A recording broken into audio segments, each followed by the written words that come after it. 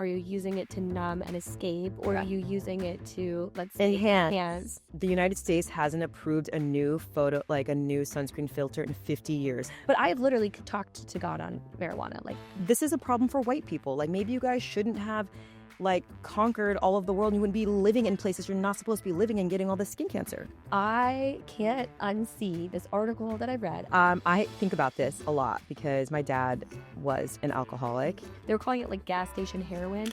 Actually, you guys want to know a real secret? Welcome to season 2 of Grace and Reyna Ruin Everything.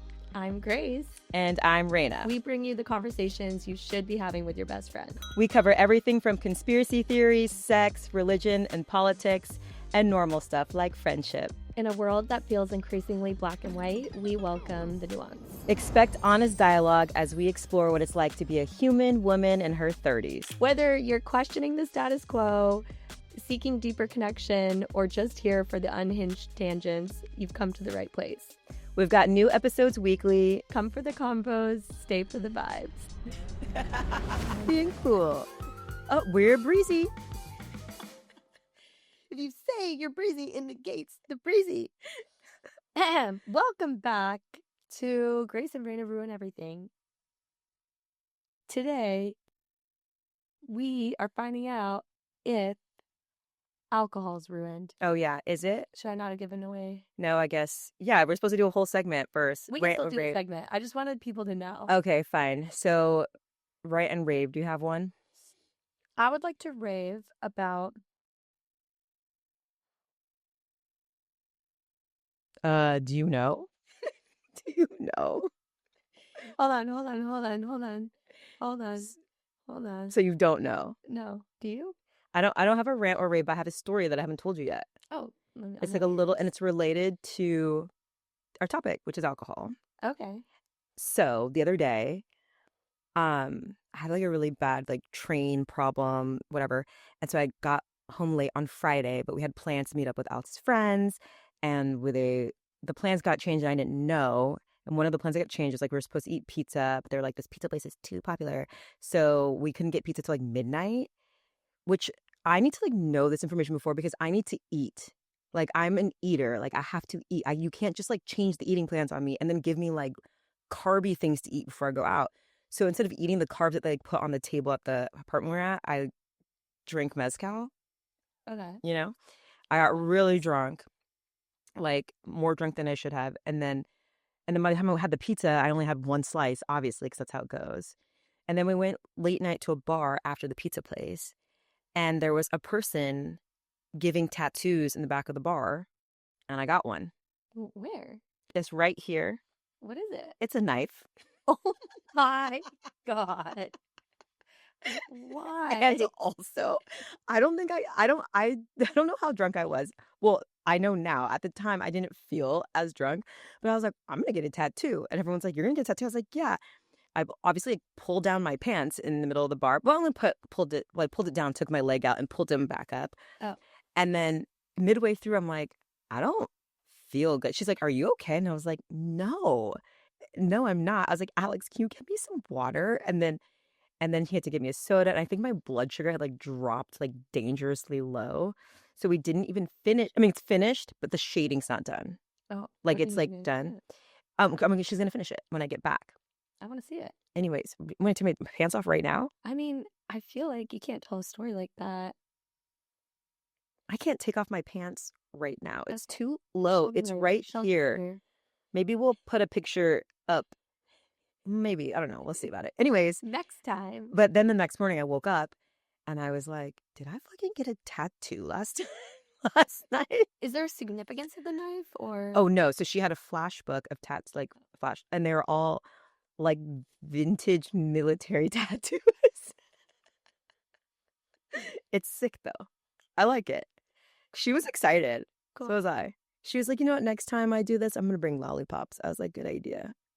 She's like, every time I learn something new. What did she learn from you?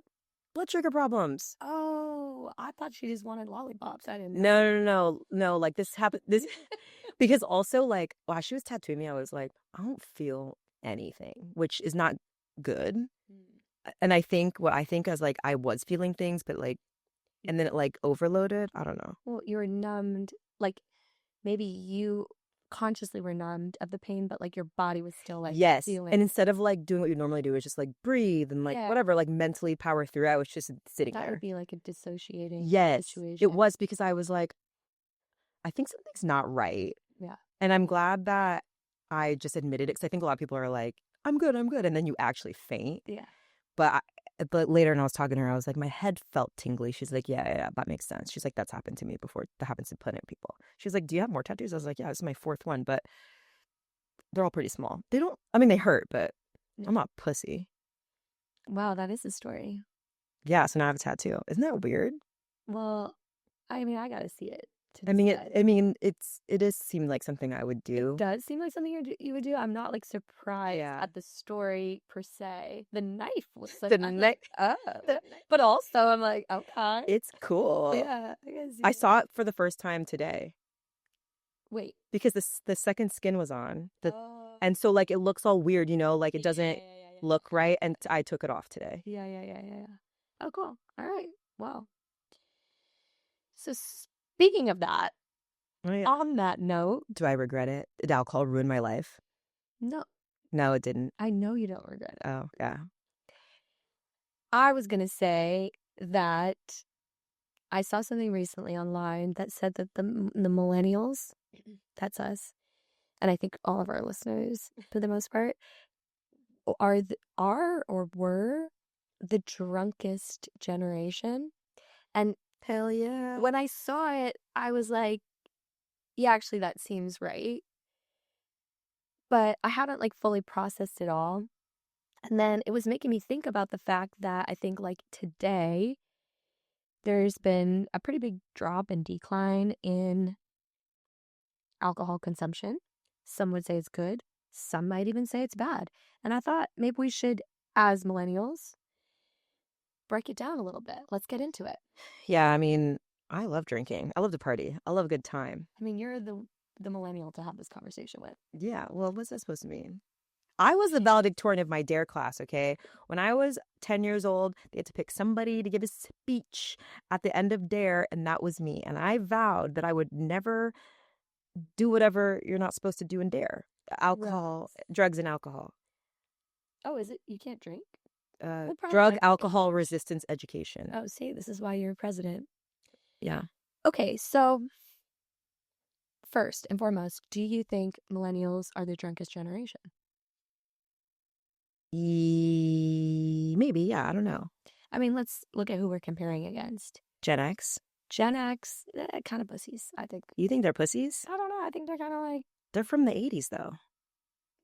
I don't know. Like my mom's Gen X, I think.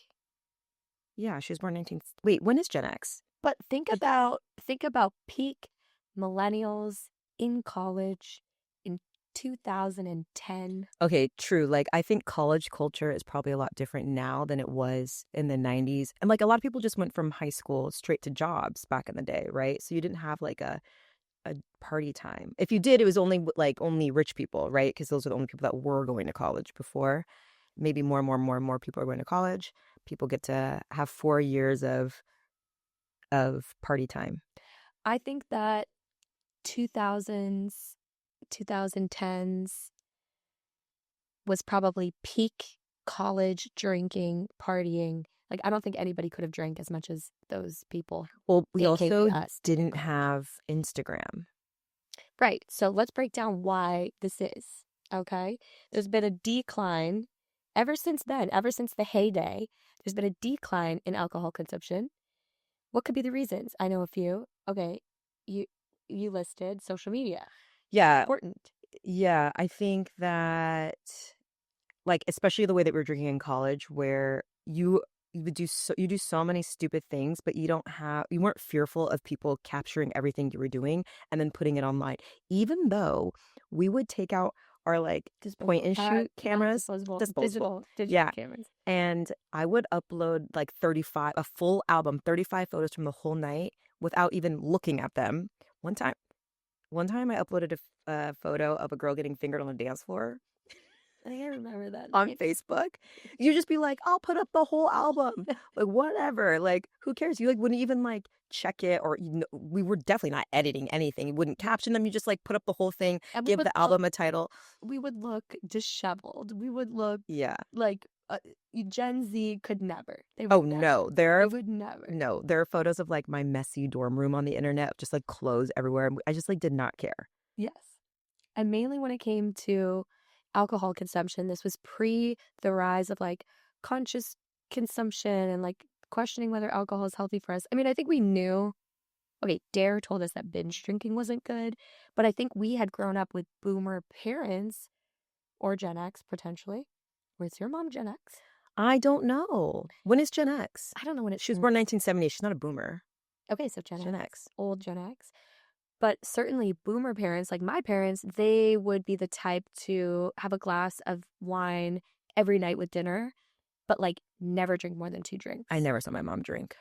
She did give me advice once though, and she was like, don't drink tequila because if you do, you'll dance on tables. Is it wrong? I don't really dance on tables, but I dance on tables. Anyway. Yeah. Well, I don't and I do. Okay.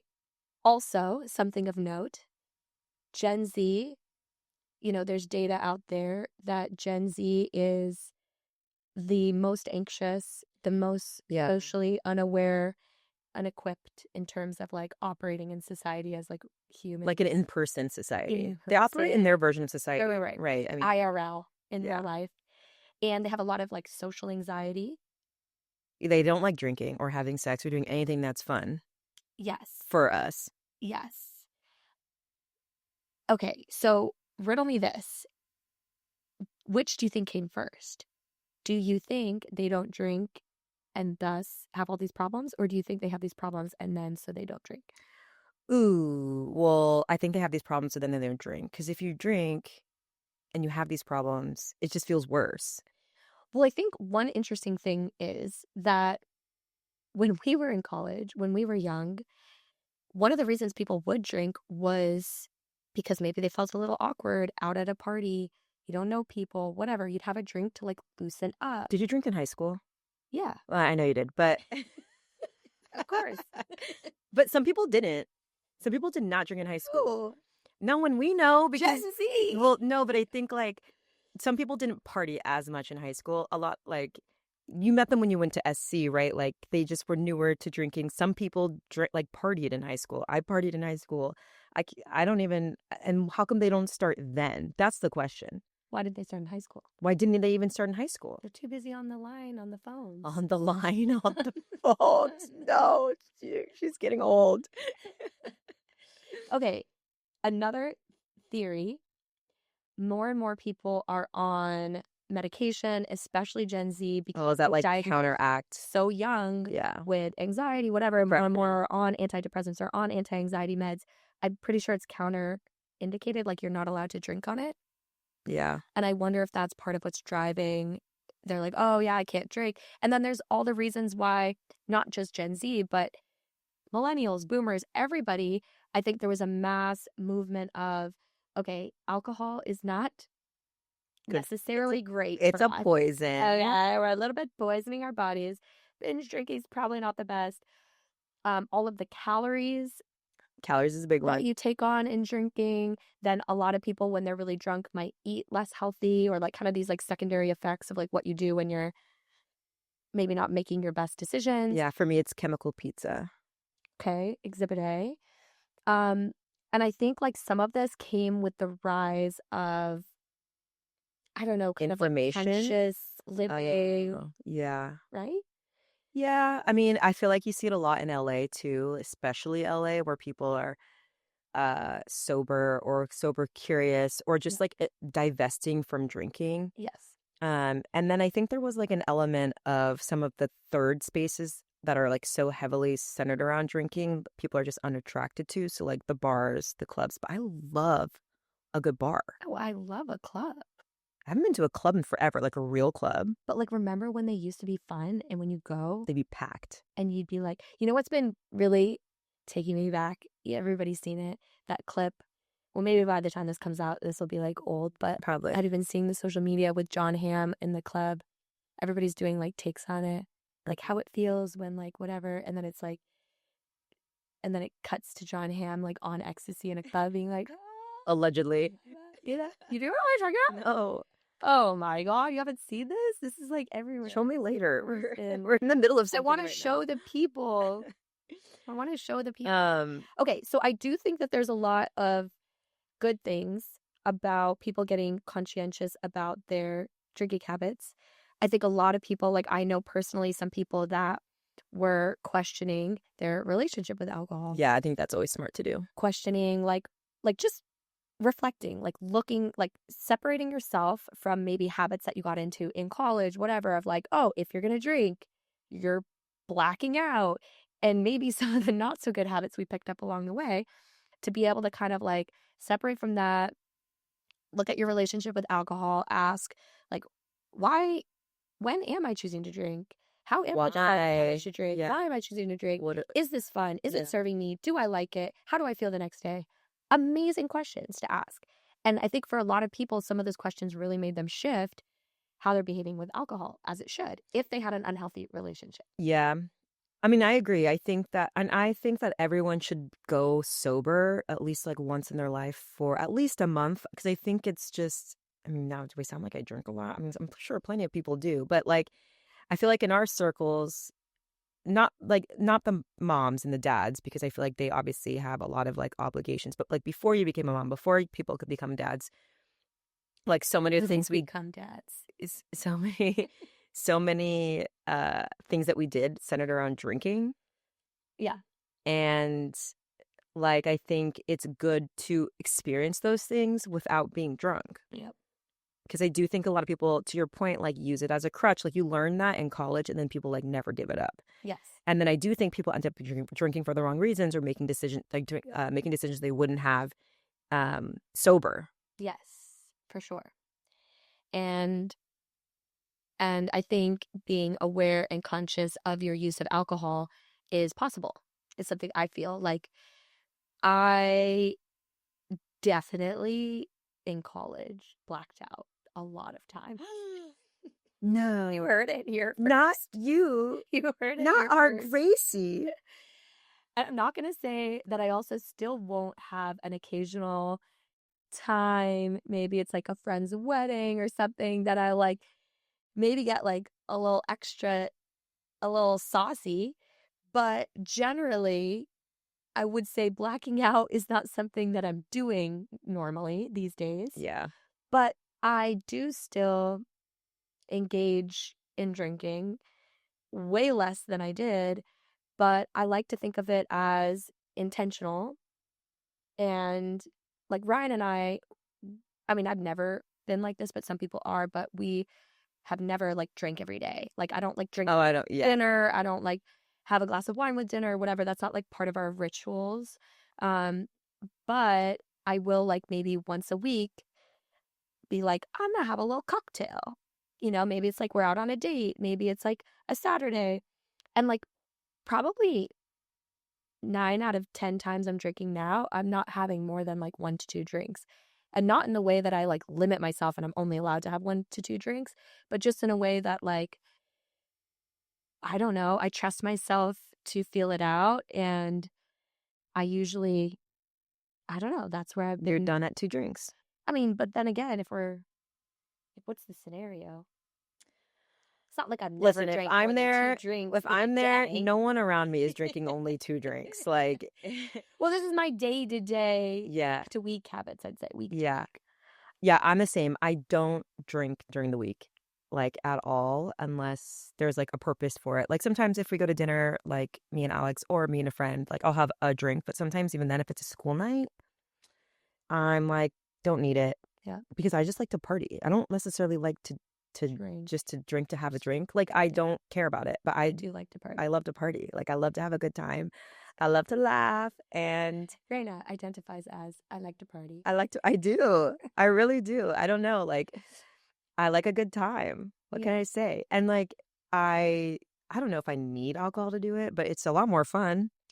I was really regretting, did I already say this? That we didn't bring like a sipping tequila that we could just like sit and like sip it. Yeah, and as punishment for that, now we're gonna have a whole drunk episode. Like, I really want to, Ray and I guys. wanted to do a Really doesn't drunk want to do it. episode where we drink the whole time and like talk about stuff. Actually, you guys want to know a real secret? It's maybe not that much of a secret, but so before Raina and I had this very podcast you're listening to, before the days we were famous, the podcast, we used to just talk like this, exactly the same, but it would usually be like at my house, and we'd be like sipping on tequila, and like Ryan would be in the background, Yeah, and we'd pre-game, be like, post-game. yeah, or like COVID, my kids are asleep, and there's like nothing else to do, or like whatever, yeah, post game, and that very much actually was a part of has been a part of these like long conversations where we feel like we can like so this is one of the benefits of alcohol, right? It's a You feel like you can lubricant.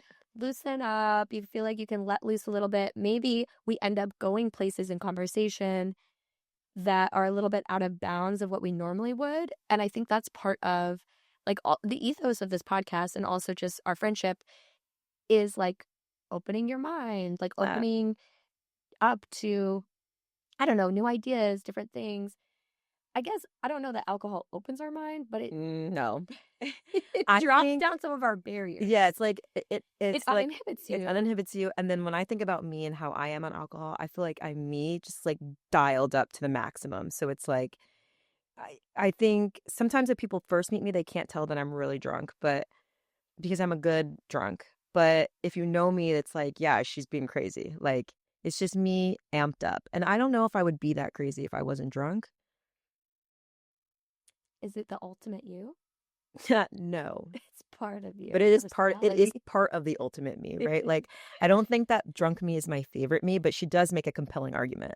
She is somebody you gotta know if you know Reyna. Yeah, I think so. But like, I don't know if I would say like drunk me is the like best me or most me. I don't think that Because you don't have that relationship with alcohol like I do. I don't, I guess. You know what I really did like for a while there? The rise of psychedelics. Yeah. I really appreciated that train taking off because speaking of opening your mind, psychedelics definitely raise your consciousness and like expand your consciousness in a different way. Like alcohol, what it's doing is like relaxing the body, Yeah. uninhibiting you. It's in a way, it's bringing you to like a more authentic self, a truer self, but also if it goes too far, it can bring you to like a I mean, it can bring out dark self. I mean, psychedelics can do that too. Like psychedelics are not immune to that. Set and setting, everyone Correct. knows. Or Correct. if you don't know, now you know. Now But you know, get your set and setting right. yeah, so they both can do it, but I do agree that alcohol can bring out I think it's not that it brings out more demons, it's just that it's so much more accessible. You take a lot less time with set and setting with alcohol, and that like you could pick up a fifth on a Thursday and see demons. But I think when done properly, if you're using psychedelics, and again, done properly, set done and setting, properly, yeah. you, if there are demons brought up, you kind of like work through it, move through it, and maybe clear things. Versus, I feel like alcohol, if you bring them up, you're just kind of like, they're still there. Like nothing changes. You're like hanging with them. I think I've never seen anybody like clear things through drinking. no. But like psychedelics, that does happen. Okay, hold on. I will say maybe not clear things, but I do think it can bond people. Bond So for like, sure. do you know what I mean? Yeah. Like I think it can if you're having sometimes if you have tension with someone, once you drink, the tension can like melt away. And I do think the melting of the physical tension sometimes can be really important. Like Yeah. speaking about this like Gen Z anxious generation, whatever, sometimes I'm like, maybe they would benefit from Just like a one full drink. Yeah, like, one drink. you can, like, Whereas like listen a shoulder. I think sometimes with psychedelics it can amplify the interpersonal stuff, right? Not like the you stuff, or else actually it can, but like you can really be in your head when you have to interact with other people, True. like with psychedelics, like True. More you, of an inner journey, solo journey that other people might also be on, but like parallel pathing yeah. And if you have to versus like talk a to anyone like a communal journey. normal person, Yeah. like good luck. Yeah. It's like you have to narrate the shit out of what you're supposed to be doing. Like, okay, tell them you'd like 2 drinks. I'd like 2 drinks. Now hand them your card. Hand them the card. Just your way. Your way. My inner dialogue does not do that. I don't think. Okay, so I also think that I've sort of experienced or witnessed, I don't know, is this just in our friend groups? Well, whatever. People kind of go in and out, like you said, like taking months off drinking or drinking less, and then kind of like cycling back to like building it back in a little bit. I do feel like we've seen this huge rise in psychedelics, and then the opioids coming in hot, kratom. Well, yeah. Well, because they come in with the kava. Yeah, And I had this Trojan experience horse. when I was drinking one of the kava kratom drinks. And uh, they're like, you drink them, you're like, yeah, I feel like good. And it's like nice because you have like two, and then you feel like social. And it's kind of like having two alcoholic drinks, but then not alcohol. But then I did that like 3 days in a row or something, like 2 days in a row. And I felt really hungover. Yeah, And then I was like, oh, I'm never doing this again. Because if I just want to have two drinks, I can do that and not feel hungover. And I felt really weirded out about that. And I didn't like that. And I've been warning people because I think other people don't realize that they might be building up like a tolerance, tolerance slash, dependency. yeah, because they're like, we have one like every day. I'm like, you can't have one of these every It day. says right on it, like, No, I it's know. addictive. But well, some of them they do, but there's this one girl on TikTok who was using like a tincture that they sell at like wellness places. Mhm. It was a different one than the one we're thinking of. Well, Feel Free was the That main one. one at the gas stations. That's been like a Yes. big problem. Yes. She was Just having like now, 20 a day. yeah. So this was like kind of an issue that these kava kratom drinks came on the market. I'm a huge fan of one of them, called New Brew, and I do think if you drink it in moderation, it's a lovely thing. Yeah. But everything in moderation, always. There Yes. is no like secret drug, substance, whatever that you can just do to no end without any negative ramifications. Even water. Doesn't exist. Yeah. Everything is a medicine or a poison depending on the amount, right? Isn't that like a Yeah, they say that like saying? that's like when people who hate clean beauty, like me, hates the word like toxins because without talking about the level, there's no way to talk about toxicity. Yeah. It's just vague. It's yeah. So alcohol's a toxin. Are you thinking of I know. that's a Carbs, a gluten? gluten. What's a gluten That's a anyway? gluten. Fat's a gluten. I Everything's a know. gluten. Everything's a gluten. Everything bad is a gluten. Yeah. So it's kind of like that. But anyway, then Feel Free are these like little shots. They got like it was a major problem. A lot of people they were calling it like gas station heroin, had really high levels of Sick. kratom, and they were in these little like shot box Yeah, and I things. know exactly what So you're talking. you They're like blue. so you drink it all at once. Yeah. And you'd like I think you'd feel it really strong because you're taking a shot of it versus like a cocktail that you're like sipping and you can kind of, Yeah. Anyway, a lot of people speaking out against that. But really, with any of these substances, I feel like it's about understanding your relationship with it, your intentions with it, going into it. Like psychedelics, too. I really like, we used to have times, I haven't done this as much, when we would like choose to go on a trip somewhere and we'd be like, we're gonna take mushrooms in Joshua Oh Tree yeah. for something, And you'd go into it with intention, with a group of people, and with wanting a space to like feel free and feel wild and whatever. And like, I don't know, whatever you want to feel. And it's just very intentional. It's not like you're just like doing mushrooms every day, or at least I don't. I'm sure someone out there it is. Like, I mean, you can't. Never say Do you remember never. those shows on MTV, like True Life? I'm addicted to mushrooms or like, whatever. Oh. You remember the show True Life? It's like every time someone had a different problem. Oh, was there one that was like, I have OCD? I remember. Yes, there was a girl who was addicted to Molly who was doing Molly like every single day. That would be Yeah, intense. exactly. Scary stuff. Yeah. R.A.P. MTV. I mean, it still exists, but not the same. So, what do you think a healthy relationship with a substance looks like? Like, is your relationship with alcohol healthy? How do you know? How do I know? I think about this a lot because my dad was an alcoholic and an addict, and that is why it was sad story, but that's why it was a Dear valedictorian because he like destroyed our family or himself, his life or whatever, and I never wanted that to be me. Unfortunately, it's so weird how genetics work because I feel like me and my dad are a lot alike, and I think he liked to have a good time. I like to have a good time. Like I think that's something I get from my dad, which is really funny to think about now. But I think that when you start to have a problem with alcohol is when you start to look to it you start to look to it as like a way to make your day better. That's how it starts, which is very benign, right? And then it's that increased dependency for it to fulfill your emotional needs, not just like you want to have a good time, but like you want to feel better. You want to wash away the day. You want to escape the day. Yeah. Um, I don't want to ever escape the day. I want to feel the night like more and more. Like this night, let's turn it up, baby. Let's rock and roll up to 15. Let's go. Escape. I want to go all in. All the way in. All the way. Yeah, exactly. So I think that's a really good distinction is like, are you using it to numb and escape, or are you using it to, let's say, enhance and expand and like, feel more.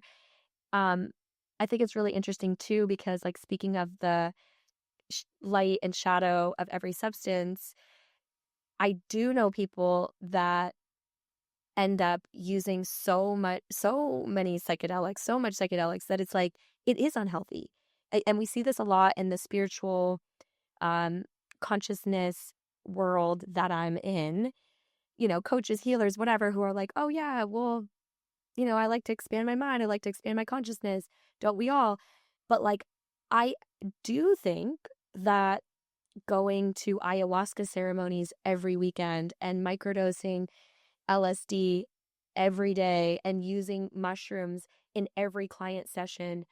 Every client session? What are you talking about? There's people that like that's part of their services, part of their like what they provide potentially. And I'm not talking about, okay, wait. I should back up. You're not talking about guided theramine. There are people that do theramine, ketamine. There are people that do guided psychedelic therapy in a very intentional way, where maybe they're going to teach and guide somebody through the transformation that can happen in using psychedelics in an intentional way. Yeah. I mean people that are literally like in a session, they do drugs, their client does drugs. Oh, the like healer or whatever. Together. I don't know. It gets kind of... Oh. There's some stuff that's crossing lines that doesn't seem energetically clean to me. Yeah. As a person who has worked as an energy healer, worked hands-on with clients, like that was like a hard line. I would never be on a substance when doing energy work on somebody. I wouldn't even do anything 24 hours before. Like I wouldn't even have a drink the night before if I was going to be doing Reiki on somebody. I wouldn't because you have to go into that space clean and clean. Yeah, no, I agree. I mean, like, I think that psychedelics can be a tool, but if I was paying money to a healer who supposedly is connected to the source or whatever the fuck, they should be able to do that without drugs, because I can do it with drugs. Well, and it's like they have to, I mean, there's this whole, there's a crazy book actually, tangent. There's a crazy book called Swimming in the Sacred, and it's about these like psychedelic healer ladies in the underground, like underground psychedelic guides, and it is so cool, and they are so cool, and they all do, like it was talking about plant medicines and all the different psychedelics, and it's like for them to be a guide, they will have trained in it and used it themselves to like know the energy of ayahuasca or whatever. And they have to like know it so well that they can like go there, but then they can go there without the medicine. Yes, exactly. Like they're like they can like plug into the That's what dimension. you want. Yeah. But they're not like doing it with you in the ceremony. No, that's irresponsible. Yes. So, right? So I see some of this where it gets a little bit to a gray area or past gray area to just like probably not a good area of people abusing psychedelics the same way that people used to abuse alcohol or becoming dependent on psychedelics. Because then it's like I remember when the microdosing mushrooms was a thing. I mean, it still is, I'm sure. But when it first came out, it was a big deal. And there was the ones that were like, oh, you could take this every day, every morning. But the microdose is like supposed to be, people overuse that term. Yes. It's like subliminal, subconscious. Like, it's like someone whispers mushroom in the other room and you hear it. Well, now you're tripping. Yes, the actual so there was a movement that was like microdose mushrooms. You could do it every day, super microdose. You don't even notice. You don't feel like you're tripping. You don't feel anything. It's like such a subtle, teeny mood enhancement, teeny uplifting feeling, like so minor, like to the point where should you even be taking To it? the Like, point where, like, remember when sometimes people would be like, "Do you have any mushrooms?" I'm like, "I have these microdose ones." They'd take them and they'd be like, "I don't feel anything." I was like, "I know, it's a micro microdose. dose. I You have to know. take, like, 20 to I feel anything." know. I don't eat those ones. Anyways, I did have possession of those. I would like to use them intentionally, whatever, and I once had somebody ask me, they're like, "Oh, it's safe to use every day. Like, do you do it every morning? Have you ever done that?" And my true honest answer was like, that never felt right to me because I don't want to be dependent on this the same as I don't want to be dependent on anything. Same. I I mean, I don't, want to, I'm like a weird, I don't like to be dependent on anything either. whether it's like good, bad, whatever.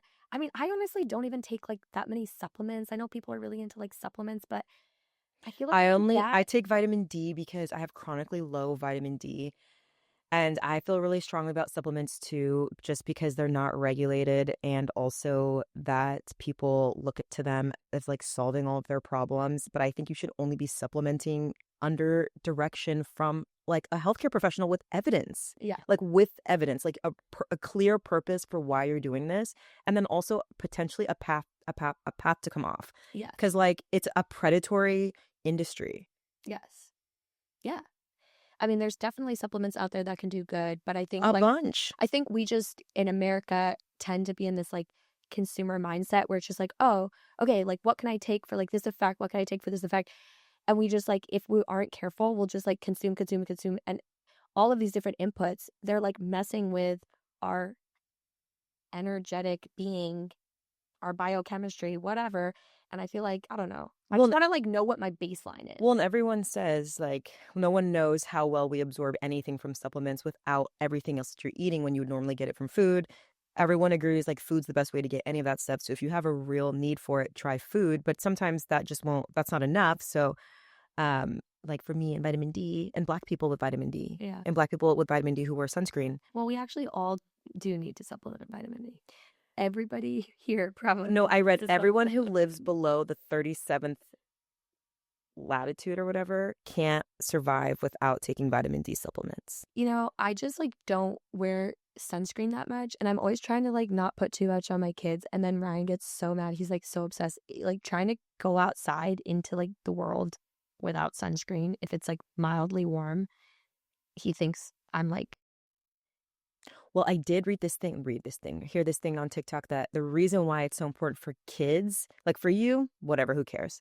But for them, sun damage takes a really long time to like show up as cancer. It takes like 30 years or whatever. So all the sun damage that kids get is like the worst sun damage that you can get because you're basically guaranteed to have some sort of repercussion of it because you'll be alive long enough.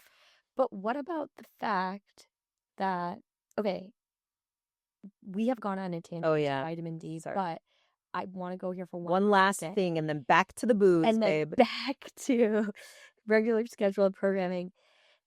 I can't unsee this article that I read, and I've already shared it with you before, I think, Reyna, but I And I don't think think you I've told me shared it about it, with our but listeners. I don't think you told me the article, but I think I know what you're going to say. There was a very interesting study that was done about vitamin D deficiency and vitamin D supplementation and sun exposure. And it was basically setting up the idea that, like, we have for the past, like, couple decades, I don't know, 30 years maybe, somebody figured out that sun hits our skin. There's vitamin D in some sort of chain reaction in chemicals, and then it translates to For vitamin D yeah, absorption in our body, yeah, into our gut. bones or something. It's Gut in your gut, and I think I receptors. think it also helps in the bones, but also serotonin is made from vitamin D. Okay, great. So somebody sort of like assumed that um you could, if you weren't getting enough sunlight to initiate this chain reaction, that you could supplement with vitamin D. Yeah. But recent studies that were looking at supplementation, oh no, I know what it was. Sorry, hold on. Let me back up. They also found all this correlation with people that were vitamin D deficient Mm-hmm. with all of these, health conditions like Mm-hmm. cardiovascular disease, Yeah. whatever, and depression and different things. And so they associated those outcomes with vitamin D. But when you supplement, there was large scale studies done that when you supplement with vitamin D, those downstream outcomes weren't impacted. So people were still like having mood problems, people were still having cardiovascular problems, whatever, like the same outcomes, which begs the question, is the vitamin D the thing, the key and the lock that's fixing us? Or is it the literal sun? The Well, literal I don't think you can sunshine. untangle this because, like, sunshine. Okay, so Botox. there's two different things, like the sunshine and having a reaction on your skin, like they're saying that is vitamin D, like whatever. But there's also a lot to be said about just like being in the sun, literally with nothing to do with vitamin D, like being in nature, being Yes. outside, whatever. Yes. But But I'm saying so the important distinction is that because we got so focused on you can supplement vitamin D and then ipso facto, like then let's just wear 100 SPF all the time, never touch the sun.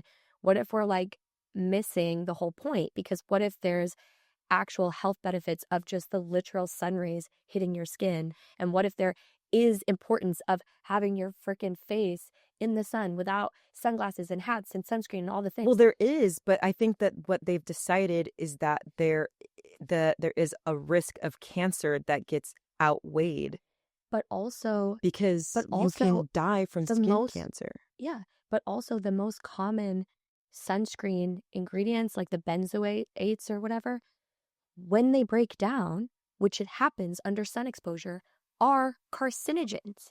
So we're literally slathering ourselves with this sun protection that, when broken down by the sun rays, becomes carcinogens. Like, to me, it just doesn't add up. I think the zinc is better, I can't zinc wear zinc, oxide, but but the other ones are. but also just to say, like the United States hasn't approved a new a new sunscreen filter in 50 years, and they're using the least photo stable um filters in the world. Classic. Just FYI. So everywhere else is using a different type of What they filter. use?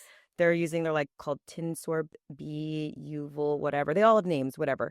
And they're like what they're using in like Asia and in Europe. And I'm not going to say that they're obviously in sunscreen, they have the same reaction, like they break down under the sun, but they are considered the most photostable. So, Classic United States, and I think leaving it's us just, out to dry with our carcinogenic I think products. it's a risk trade-off though, that's like all it is. And this is a problem for white people. Like maybe you guys shouldn't have like conquered all of the world. You wouldn't be living in places you're not supposed to be living and getting all this skin cancer. Have you ever thought about I'm that? not like particularly worried about skin cancer. Maybe that's fucked up. Maybe that's short-sighted. No, I probably will get some type of skin cancer by the time I I'm think old. that's one of those things that like that's a personal choice, doesn't impact anybody else. So go do it. Yes. I don't care. Anyway, Back to carcinogens, alcohol. Remember when people were like, a glass of wine has resveratrol, so it's healthy. Oh no. I don't know. I can't drink wine. I don't drink It makes wine me either. sick. But shots? Of wine? No, I like shots. Oh, I know. The only alcohol I drink, well, I never say never, but I really, really mostly just drink Blanco tequila. I drink all the hard liquors and no beer and no wine unless I have to. Then I will drink beer and wine. Oh, I under no circumstance will drink beer. I could have a sip of wine. I usually order gin or tequila. You haven't been into gin lately. Yeah, because it's light and airy. But now that I'm in New York, I have been drinking whiskey again. I once and again have had a whiskey. Like we were in Japan, and I was like, I feel like I should have some like Japanese whiskey. Yeah, a little. Because it's cold there, and I stopped drinking it in LA because it would make me sweat. Yeah. Like I would go out and I'd drink like a cup of Maker's Mark, and then I'd be all sweaty. And I was like, it's got to be the alcohol, and it was. So I stopped drinking it. But now when I'm like, we'll be at a bar, and I'm like, you know what I need? You know what? I think we forget that alcohol is fun. It's called a spirit. It lifts my spirits. No, but like I think each alcohol, I mean, they're plants. So it's also plant medicine, if you will. But they come from specific plants with specific spirits. I guess I'm thinking of like tequila, agave. They do say like, in the tequila world, there's all those different agave spirits and they all have like different effects because like in Mexican lore, they're like, oh yes, like this is what the plants are about. Like it's a botanical thing. It's about the plants. And like what the plants bring out, and like, oh, I think like sotol is supposed to be, is that what it's called? Sotol, Love. is supposed to be a certain kind of way that's different than tequila because they're different spirits. And I think we forget about that word. Yeah, I mean, I love tequila. I like the agave spirits as well.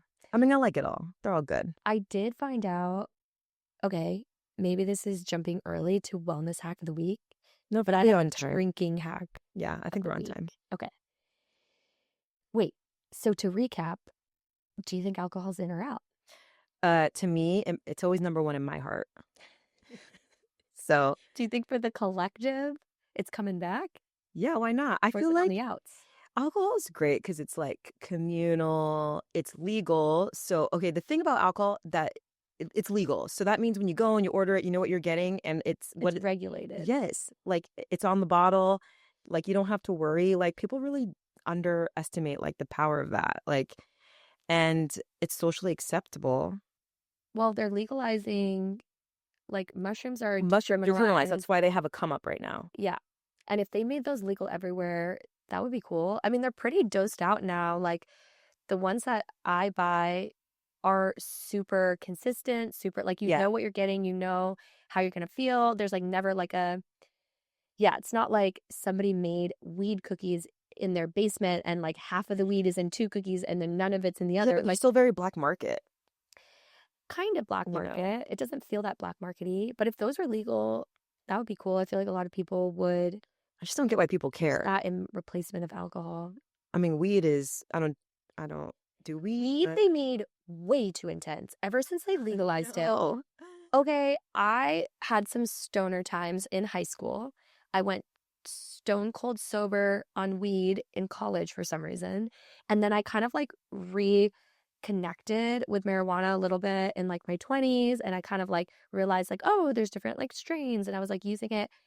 Like I was realizing that's actually quite spiritual, like a little bit of marijuana. Can't. You know, I mean, weed. We don't get along. Some people think that the burning bush was a marijuana bush and that's why Moses saw God. But I have literally talked to God on marijuana. Like, I mean, I do in psychedelics. When I took an edible, like, because I was having really bad sleep issues, like, it's like so bad that I was like, I'm doing weed. Like, I can't, like, I can't take a Benadryl every night for the rest of my life.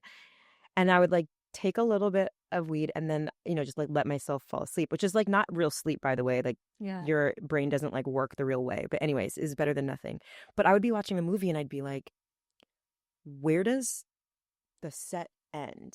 Like I like couldn't understand like how they would film, and then I would have this question so intensely that I would like freak me out that I'm like, so am I actually watching them in real life or like what is happening? Because it was like the Adam Sandler and Jennifer Aniston movie, the murder mystery one. They're like going from like place to place to place. I'm like, how do we not see like the mic in the background? Like I'm like, is the set infinite, like infinitely back there? Like I like can't handle like I think that's so fun. it's like well, it's weird because I can do it on other substances, but Yeah. on weed, it's like so benign. I just like literally cannot, and then I have to be like, just go to sleep. Yeah. Well, they did, ever since they made it legal, they made it like hyper potent. Yeah, I know. I take like a bite. It's like I can only get weed gummies and take like, yeah, like a bite of a gummy because they dose them so strong. They're so, honestly, anybody that hasn't done mushrooms, I will tell you, I feel like people always think it sounds so intense. Mushrooms are less intense than weed. Yeah, I would agree. 100%. 100%. Ask 100%. anybody. 100%. Weed is like, you will be like paranoid. Yeah. You will One be time, like, no, literally. you're like, One time I had this question. I remember I had smoked weed and I forgot I smoked weed. That's the worst. And I go, why do we even have arms and legs? Like literally. And then I was like so freaked out. Like, why aren't we just like a body with a head? It's like, it freaked me out so much. It's really creepy. You got to microdose weed, I found out. So that's what I've been doing now. Microdose weed, microdose mushrooms, all with intention. Microdose alcohol. No, actually, if I'm doing alcohol, I want like a at least a glass. Like a serving. Microdose is useless. Yeah, like that. Because it doesn't elevate your mind. You need to feel it. You need to feel it. Yeah. It doesn't work subliminally. No. You can do like one shot though. I like to like sip on one glass. Yeah, you can do that. All right. Okay, a wellness hack I was going to give is that the reason I only drink Blanco tequila, cleanest alcohol, least amount of calories, maybe I don't know. rivaling vodka. Oh, yeah. but not a lot of calories. And in the tequila world, and I think so in clear liquors, they can't add any additives. But only in Blanco tequila, they can't add any additives. Because the rest are dark.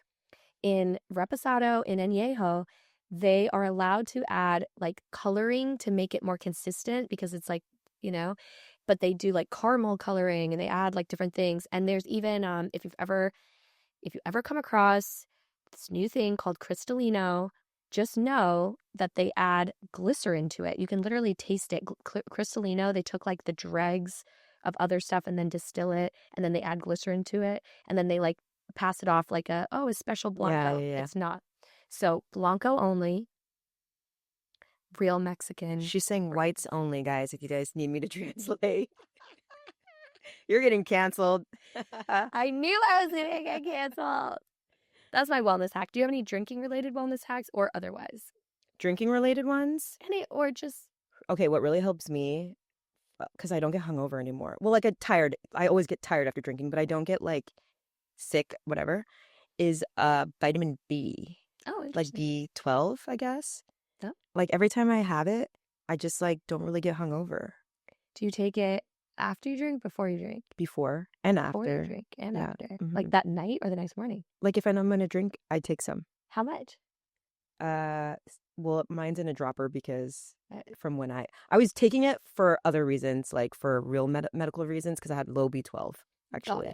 And then I noticed like I was drinking this like water flavor thing that had B12 in it, and then every time I drink it, I was like, I never get hungover when I drink this stuff. I wonder why.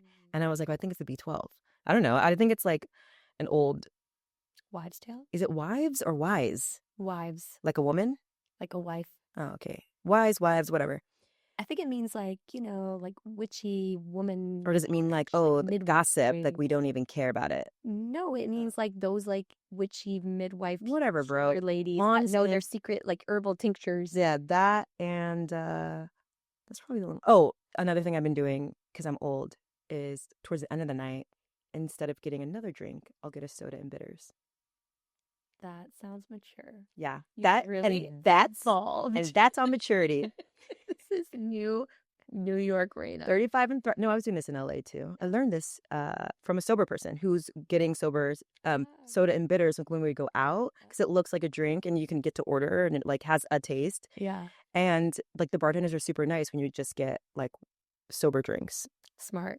Yeah. I mean, I'll do like tequila soda and then at some point just switch to soda. Yeah. Also, tequila soda, you are drinking and hydrating at the same time. Well, yeah, that's an obvious one. Everyone knows that. Like sometimes I have still met people and they're like, why do you drink that? Or like everyone in LA does a version of spirit and soda. Yeah. I've been getting gin and sodas with a lemon, not a lime. That's gross. Okay. Heard it here first. Yes. All right, friends. Well, on that note, I will say, please be responsible with any of the substances you're using. We don't condone. We're not doctors. I don't know. Do we need any disclaimers? Don't do drugs. Don't do drugs. And yeah. Dare to not do drugs. Exactly. We'll leave it there. Done. Finito. But if you like this episode, go ahead, leave us a review. And you can send us some fan mail at our Instagrams, maybe at Bad Girl Ray Ray and at Forward with Grace. That's it. Our Instagram is it's Grace and Reyna ruin everything, isn't it? Yeah, sorry. Our actual Instagram is Grace and Reyna ruin everything that I run personally by myself. Just kidding. We really like engaging with you guys on there. We love when you tell us if you like episodes, what you want to hear more of, what you're thinking. Let us know, and we'll see you next time. Yay.